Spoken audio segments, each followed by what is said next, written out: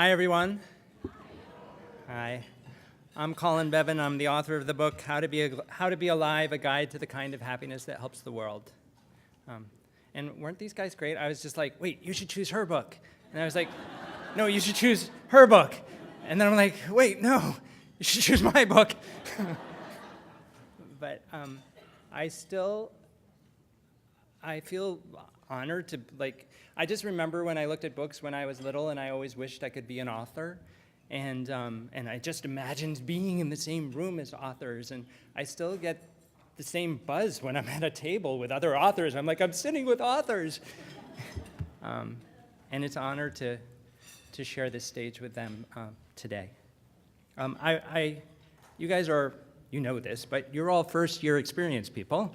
And I have two things to thank you for. First of all, in my own career as a college student, I found that for many professors, I was kind of an inconvenience who was facilitating their paycheck but standing in the way of their research time. And with my last book, No Impact Man, I was on a lot of college campuses, and I met a lot of you guys or people like you. And what impressed me so much is that you actually care about the kids. And you didn't just care about whether they were academic, you didn't just care about their brains, but you cared about their hearts and their souls too. And it made me feel good to see it. It made me feel like that's what education is supposed to be about. So thank you for that. Other thing I wanted to thank you for was No Impact Man, my last book. I don't even know the number, but it was adopted on maybe 40, maybe 50, maybe 60 college campuses. And when you're a writer and you're writing a book, you kind of what keeps you going is you imagine, you're writing this book, but then you kind of imagine like somebody going into a bookstore, right? And they go in and they looking at all the books and all the tables and they pick them up and they read the back and then they kind of come to yours and they look at it and they read it and they're like, this one. And then they walk to the cashier with your book and they buy it and they choose it. And that's kind of what you fantasize about when you're writing a book. But if 1,000 or 2,000 students are forced to read your book, that's a good second option. So thank you for that, too.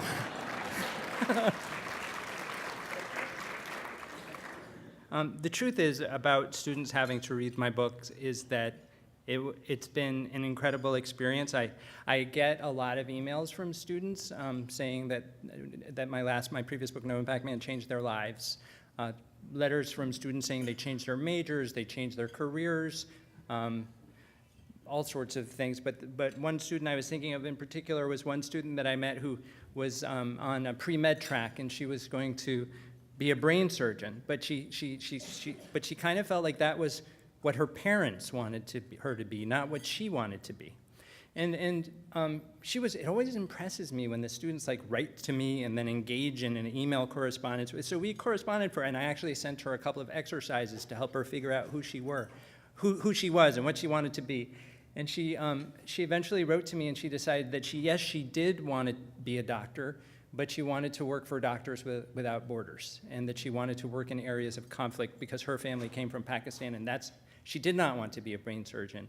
And having experiences like that with students because of you guys made my work feel meaningful and purposeful. So thank you for that. I want to start by saying this. We're in the midst of a time of amazing opportunities.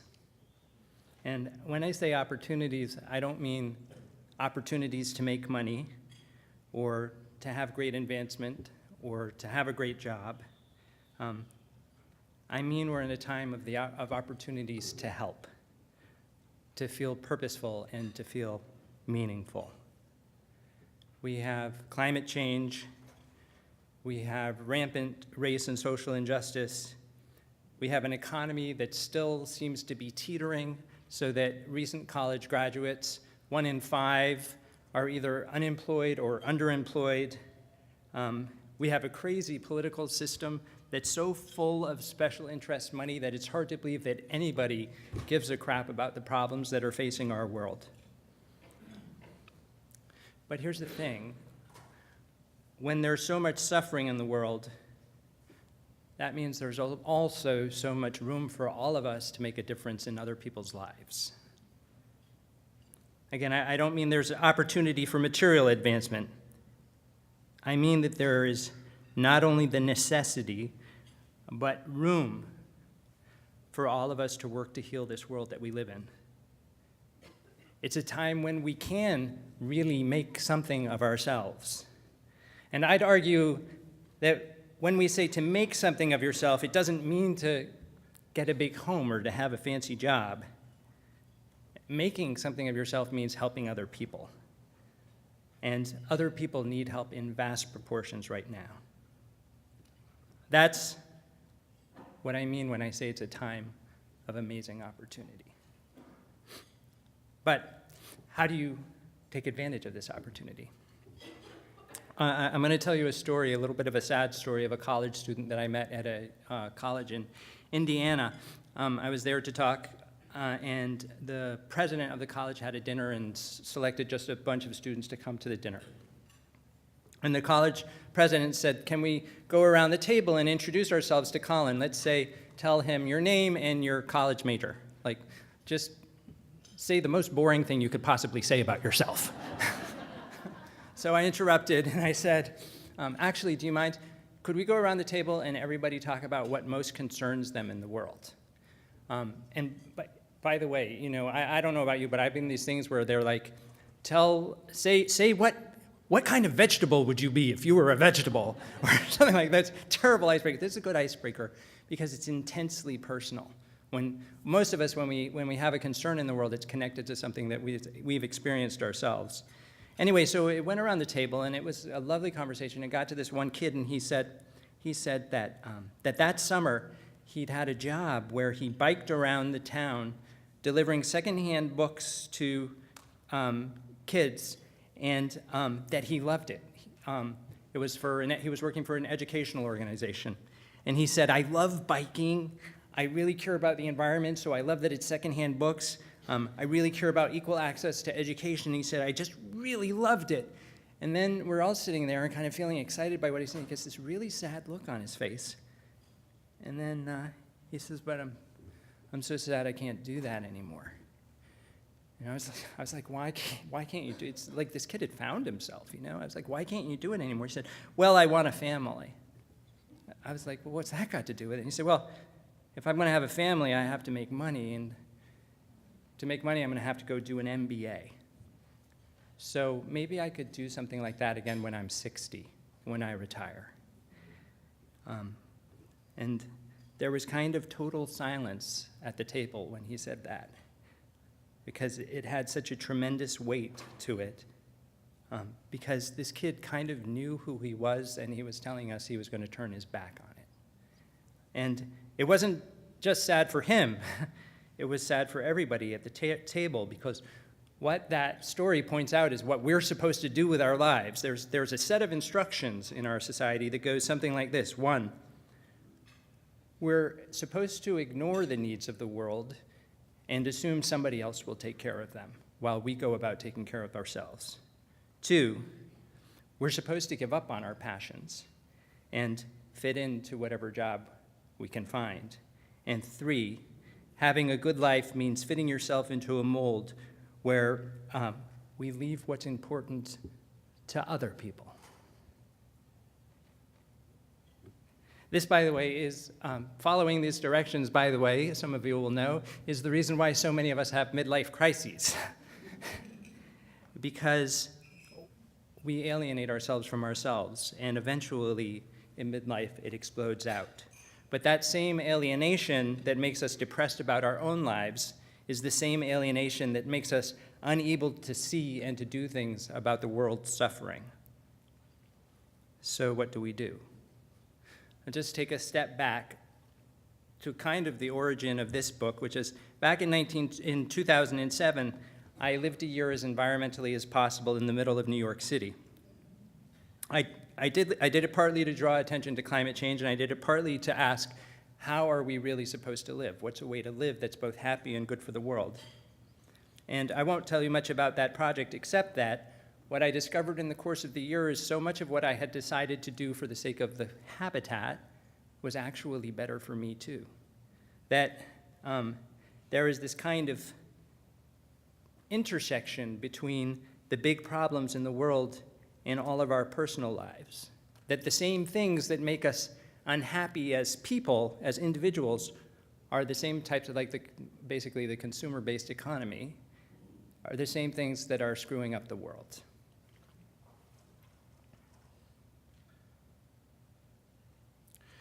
So as I said, that story got adopted at a lot of college campuses, and I think it's because, well, I was told it was because it connects problems in the world with our personal lives, and that's kind of my specialty, figuring out how to talk about big problems in the world in ways that connect to our personal lives. And that's what How to Be Alive does too. It's basically based on a philosophy.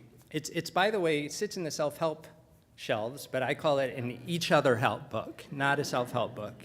It's because the self-help, I think self-help in these times is like fighting for the best deck chair on the Titanic. You guys know about the Titanic, right? It's sunk, right?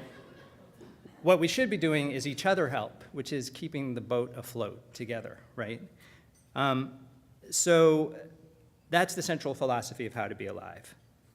When I go to college campuses, there are always two questions. One, what's it like to be on Colbert? Two, what do I do with my life?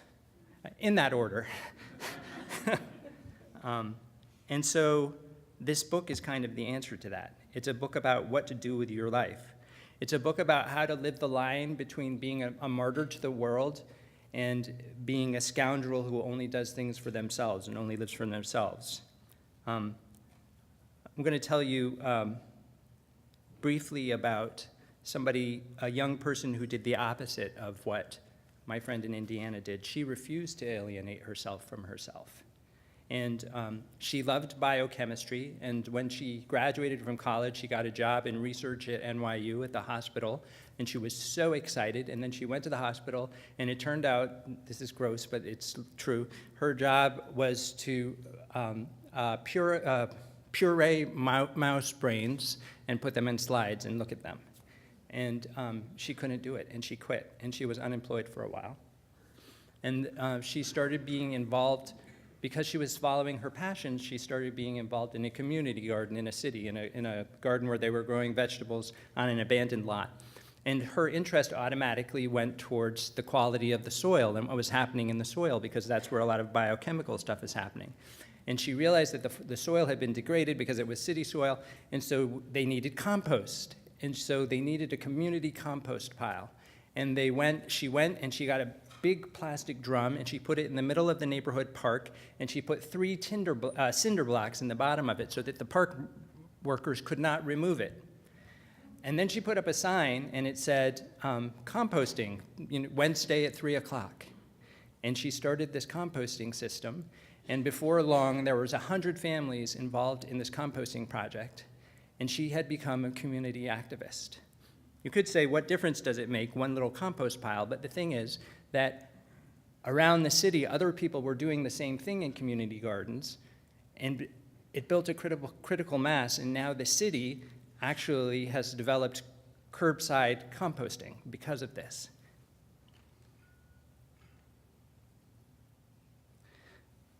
So I think you could argue that becoming yourself to help the world, which is what Kate did, is the highest form of human development. It's self-actualization.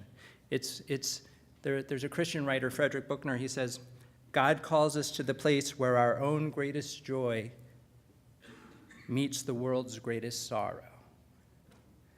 Where what I love about myself and what I love doing, I do in service of the things that I care most about the world. And How to Be Alive, in contrast to the alienation that we talked about, in contrast to the 3 points that I talked about, the ways that we're supposed to live our lives, I talk about these 3 points. You are not supposed to ignore your concerns in the world. You are supposed to embrace them.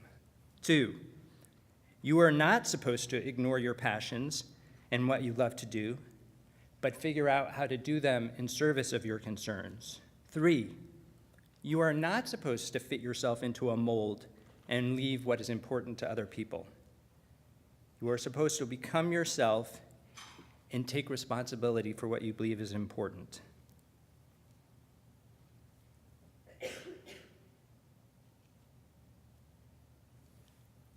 I'm going to read you a tiny bit out of the book, and then I'll be done. It's only a short section, but before I do that, I want to say this. As I mentioned, I have been on a lot of college campuses, and I've worked with a lot of students, and I love it, and it's my passion, and it feels like a privilege and an honor to me to work with young people. And I do visit the campuses, and I am willing to work with people to develop programs because this is my work, to help people find lives that are better for them and better for the world. I'm going to read you this little tiny bit. Also, you can follow me at all, at Colin Beavan on Facebook, Twitter, Instagram, and feel free to email me or whatever. You can do that on my webpage. This little passage comes from people asking, does it even matter if I do anything? Do we have hope as humanity? And this is actually the last passage in the book.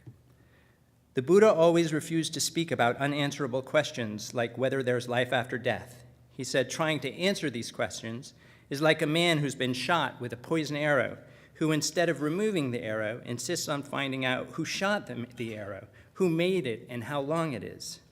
The most profound question in life, the Buddha believed, is not what happens when I die,